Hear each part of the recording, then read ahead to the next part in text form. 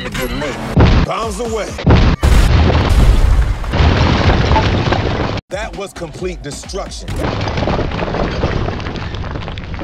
Welcome back to Box Office Maniacs, and this is Furious 8, or I believe the title is The Fate of the Furious, as in Fate of the Furious.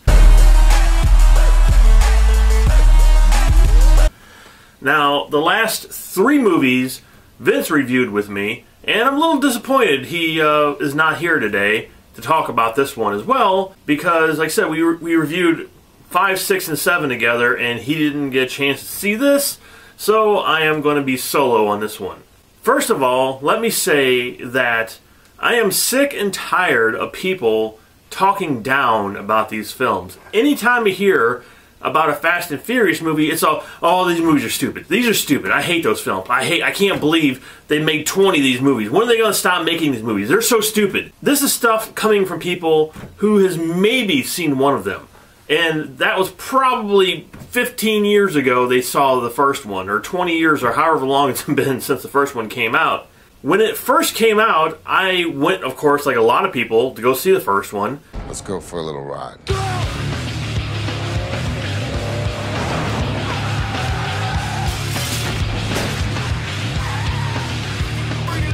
And then I went to go see the second one. And then the third. Ready. Set up. Go! And fourth one. I ain't coming back. I didn't go see. And then when the fifth one came out.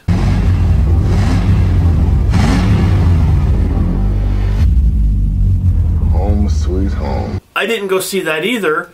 But then I started hearing about a lot of great stuff about it.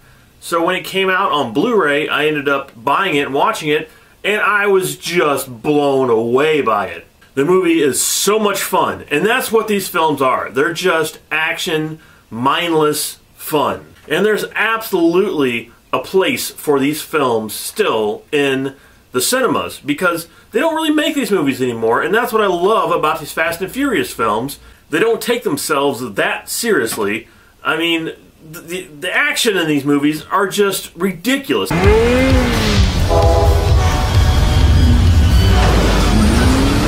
They're just mindless fun, and you go into a film, you have fun with it. These are the characters you know, because if you've seen all the other films, you know all these characters, and you love these characters, and you want to see what happens to these characters, and that's why I continue going to these films, because I enjoy them. I enjoy them a lot.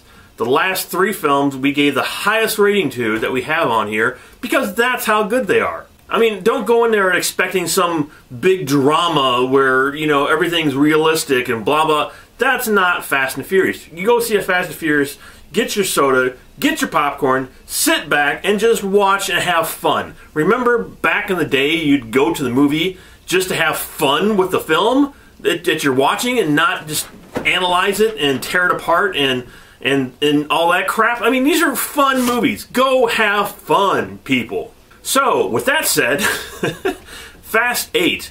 Now, when I saw the trailer for this, it was one of those, like I said, I've loved all the other ones, or 5, 6, 7, 5, 6, and 7 I absolutely loved. And they've actually been one of my favorite movies of the year every year. That's how good these were. But when I seen the trailer for this one, my reaction was kind of like, okay, really? I mean, even as big as a fan I am of the Fast and Furious films, it's like, okay, we have Dom in the film, and Dom is all about family. He's all about his crew. He's all about, respect and dedication to his family and all this other stuff. He's all about that. And then we see a trailer for this, and he just turned on us. Obviously, there's something going on with the character in the movie, and he is being forced to do this, and you already know the plot to the film because of that, And I mean, that's kind of like what I thought about going into this film, and I almost really didn't go see it because of that fact. Like Vince didn't go see it, I almost didn't go see it because it was just like, come on. The other 3 films, 5, 6, and 7, had a really good story to them, and yeah, they're crazy, ridiculous, over the top, but they all had a decent story, and it was a fun story.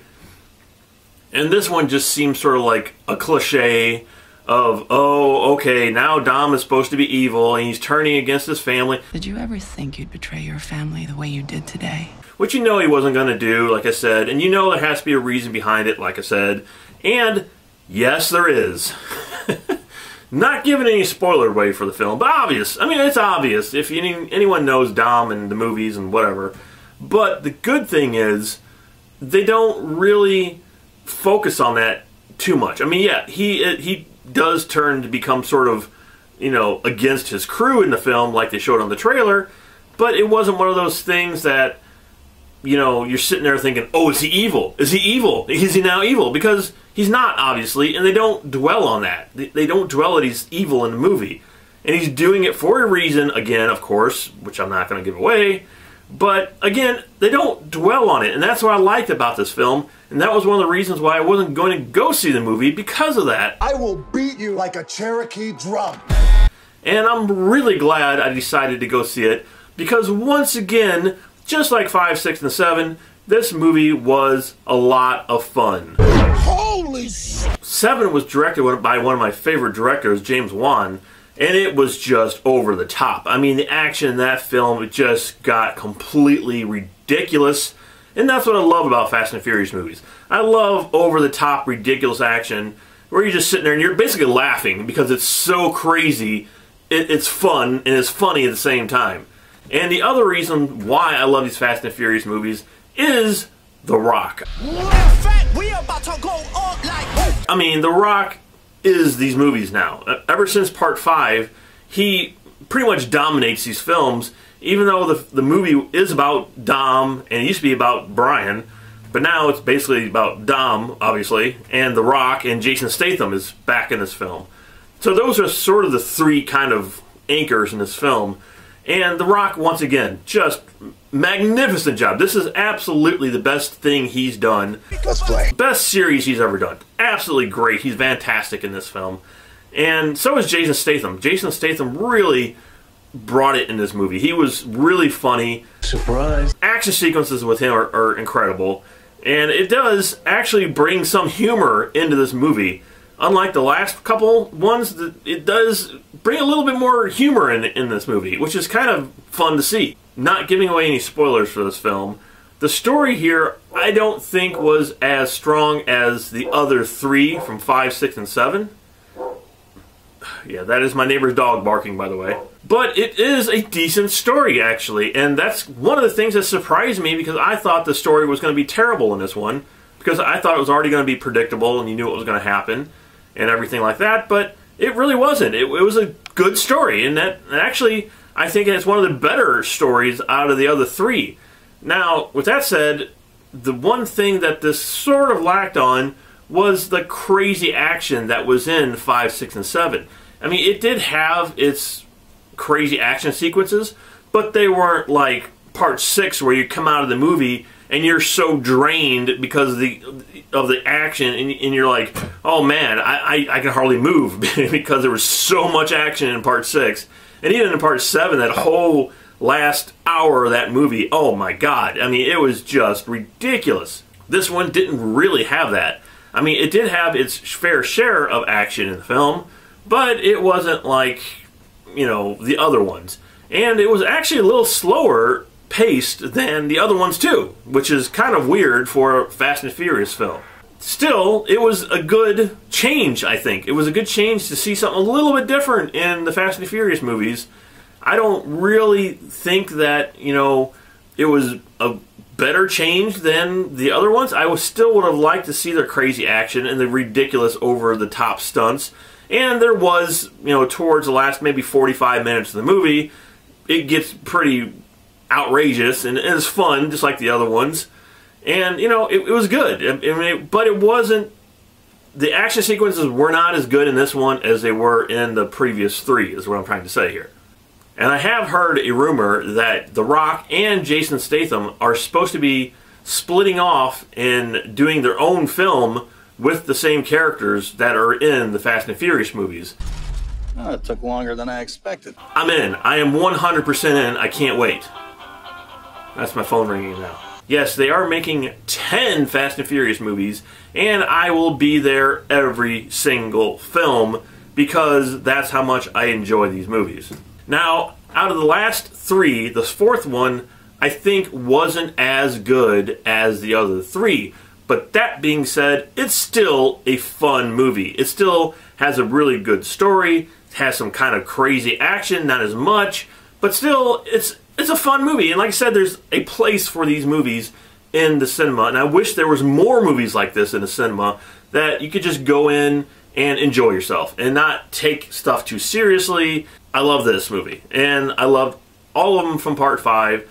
And this movie, for me, gets a 5 out of 5. Really enjoyed it. I'm glad I actually did go see it.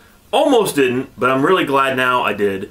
And like I said, I'm in to the end. I'm in for all 10 films. Go in there, shut your brain off for a little while, and just enjoy it. So if you like the review, and if you like the channel, make sure you hit that subscribe button so we know you like us, and we are always going to come back even if you don't like us. But hopefully you do like us, and I will see you next time on Box Office Maniacs.